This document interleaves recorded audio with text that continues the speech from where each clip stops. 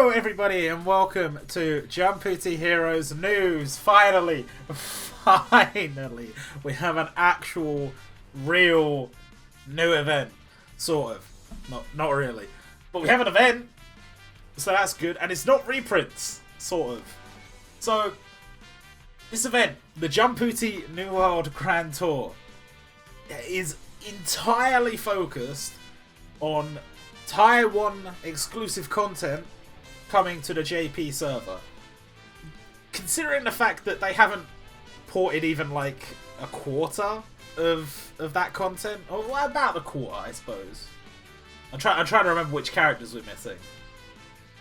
Around a quarter of the Taiwan content. We could probably expect more events like this in the future, or potentially those other characters will be thrown into full feature festivals for those series, or something along those lines. An example would be Sulong Carrot. If we end up getting another One Piece event soon, could potentially go somewhere.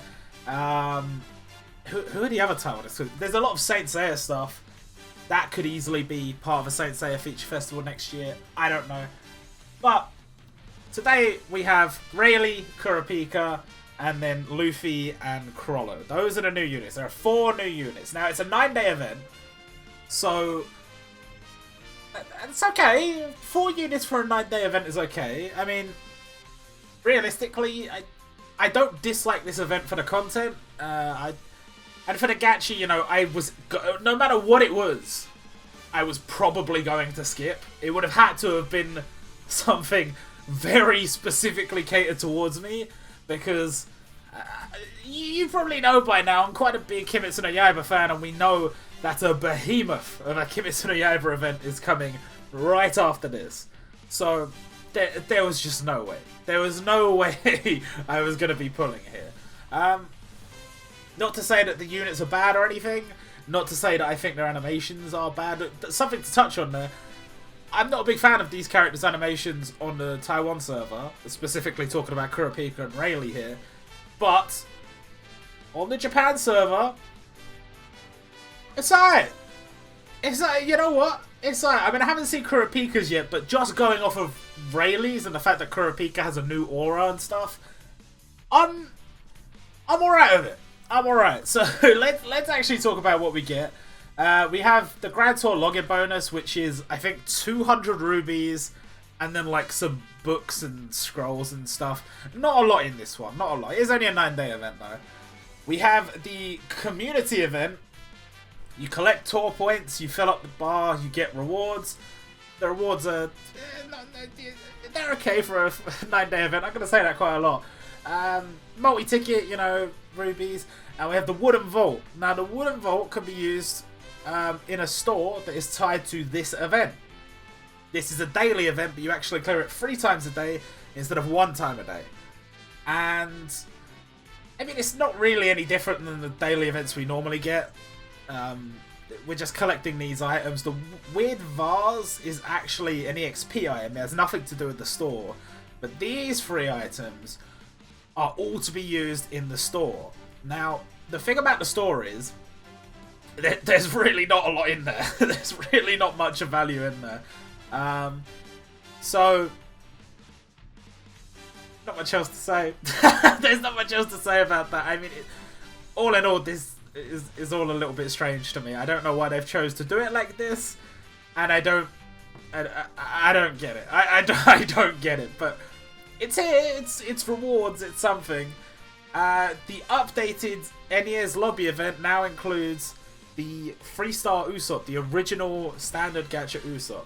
Now, those of you that have been here for at least since the One Piece event will know that I was speculating Usopp 3-star would evolve with the Soga King mask, but I originally thought it would just be the original Usopp.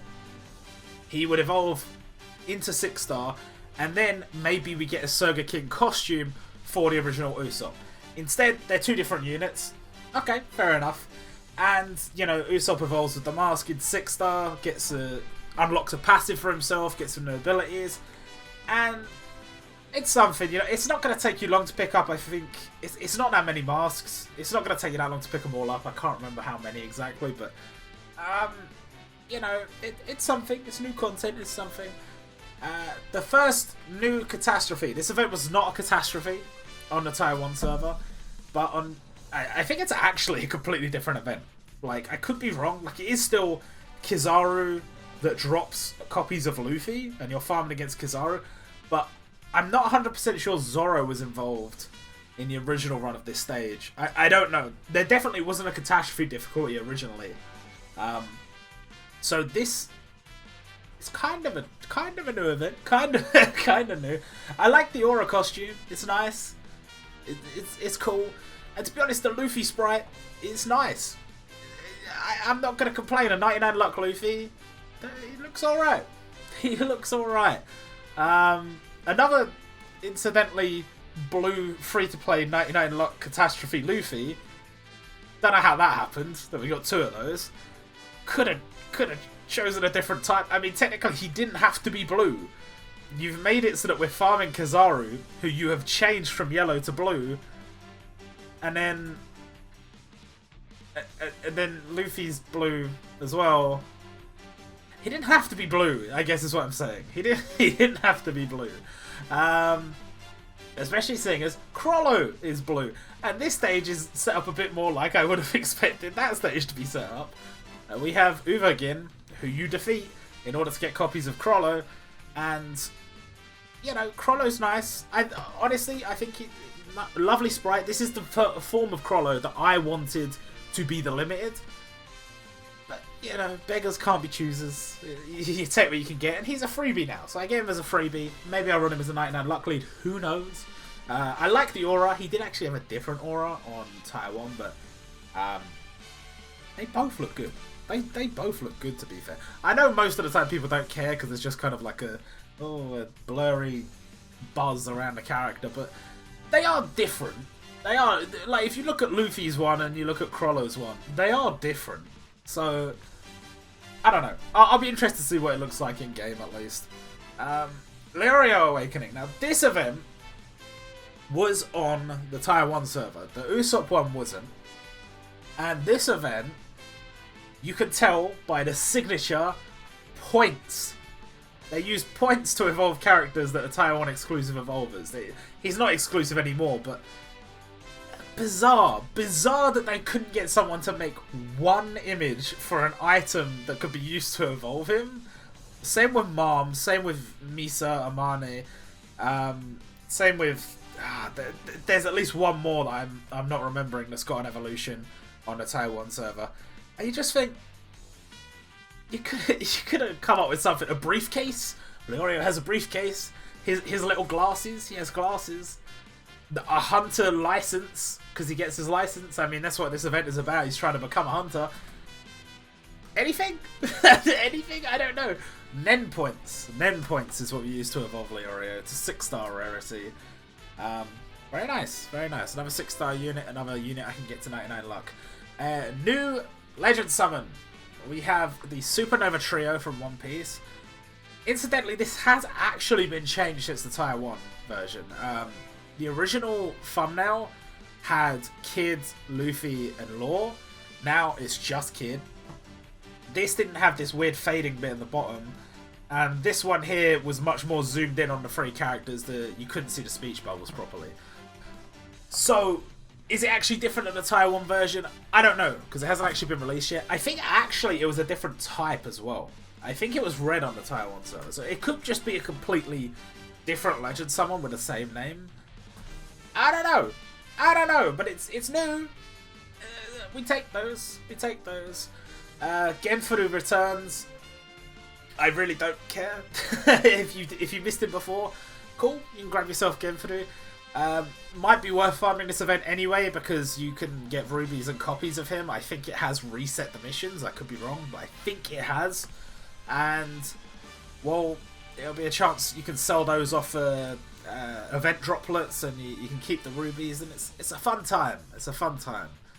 Uvagin returns, sadly, this time does not drop copy of himself. Very sad.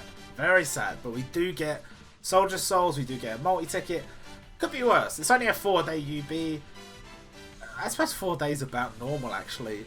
It's, you know, it's fine. He's an old enough stage that it should be, like, quite a comfortable beat for most players. So, just do your runs and just... I'm probably just going to auto it. I'm going to be honest with you. I'm probably just going to auto it. And then if I don't hit 3 mil, then just fuck it. I can't be asked. We have the 1 week special boneless droplet exchange. Christ, I had trouble with that one. In this event, they will be adding some new items and extra versions of items into this store for 1 week. And that includes the limited limit break doors, which, from what I could tell on the information they showed, is they're a bit too expensive and probably aren't really worth buying. It's just a way of draining my fucking droplets, which I don't want to deal with right now. I don't want to be constantly farming droplets just to buy the jewel shards. Like, I need them, and I'll still buy them, but come on. Come on. If you're going to put something in a special event like this, if you make it like a character, or like something really valuable and awesome, then sure, but the limited limit break doors, for me, I don't give that much of a shit about limit break. I just don't. It's probably worth doing, but oh well. We have the reprint events. Quite a few coming back. It says they come back with 100% drop rate, or 100% drop rate boost, so ×2 drop rate. But I'm pretty sure that Catastrophes and Ultimates have that anyway now. So I think that only benefits the Transcendent stages. I could be wrong on that. I said it again. I could be wrong on that. But I don't know. I could just check. I could just check. Yeah, I'm not getting my phone out for this. Either way, definitely worth doing the Transcendents and getting your copies of them if you haven't already. And maybe an opportunity to get some of the characters you missed before. And that includes Genkai Battle, Meruem. Not 100% drop rate, obviously, but he is returning. And I'm one of the lucky few that have beaten him. Huzzah! But this is, you know, this is your chance. You get a regular, I don't know, I don't want to say monthly, every few months the Genkai battles return. And you get to suffer until you can beat them, and then you can be like, haha, I am one of the ones that got to do it, and everybody else sucks to be you. Of course, when the other Genkai battles come back, I haven't been any of those, so that's not fun.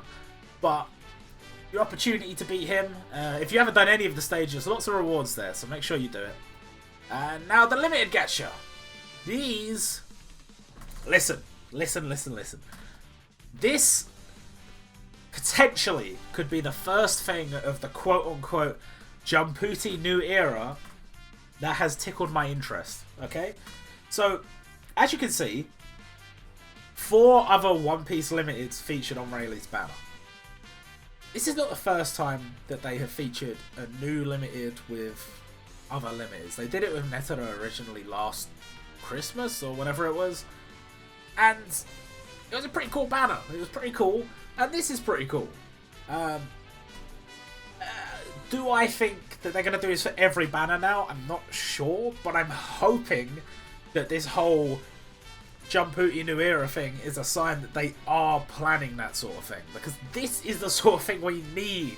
There's so many limiteds now, and like, sure, I have Boa, I don't have Luffy, I don't have Whitebeard, I don't have Shanks, I don't have Rayleigh, and Rayleigh's confirmed on the 9th step, but, or like in your box on the 9th step, but you could put the others on the way up there. It's pretty cool. It's pretty cool. Same with Kurapika. I have Netero and Crollo, so I definitely won't be pulling on this banner, not that I would have anyway. But a chance! A chance here to pull Gon, a chance here to pull Killua, a chance here to pull Netero and Crollo, and of course Kurapika, who, I'm not gonna lie, even though it's really just like a reskin, a costume of the original one, I like it. I kind of want it, but I will not. I will resist, because Kimetsu no Yaiba is next, and I must pull. I must pull on Kimetsu no Yaiba. It is non-negotiable. It is non-negotiable. We have the battle ready gachas, which are kind of cool. I never really put on these, but obviously, you know, you've got, especially in this one, you've got 3 2020 units plus Son Gohan. That's not bad. Kohaku came just last event. And as always, the second battle ready gacha, never quite as good as the first. You got a couple of 2018 units, or 2019? 2019, I think? 2018? I don't know. But you've got Lin Attacker and Date Omito. Very nice units. Both 2020 units. So, still a good gacha. I just don't think it's quite as good as this one, in my opinion. Not to say that their older units are bad in any way, because Hibari I still use on a lot of different red teams. It's just, you know how it is. You know how it is. They always show a bit of favoritism, and the yellow banner has got over the red banner. The sales. Something interesting to note in these sales. This first sale pack is fine. It's whatever. It's discounted rubies. Nothing major there. This sale pack is the dirty pack of shame. You only buy this to feel shame. I have bought it before and I have felt shame. You too may do the same thing in the future, or maybe you did in the past, but you know, it is what it is. It's a necessary evil, I suppose. Now, this pack and this pack, there are some very, very key points to be made here, because this pack gives you 100 rubies and 10 guaranteed 5 stars, and that includes units all the way up to the 2nd anniversary. You can see a little gun in there, up to the 2nd anniversary. This one gives you 300 rubies and 30 10-step tickets, so technically 3 multis worth of characters with 3 guaranteed 5 stars and 300 rubies. So you're getting 3 5 stars and 300 rubies against 10 5 stars and 100 rubies, plus this ticket, while it may be updated at a later date to include better characters, right now only includes up to the 2019 pool. This includes up to the 2nd anniversary. So normally the daily packs are far better value. Far better value, but on paper, I mean, it's pretty clear which pack is better. 10 guaranteed 5 stars, chance to get units like Gon, who are just great in PvP, just great. and this pack's got his stinky 2019 units, and you only get 3 guaranteed 5 stars.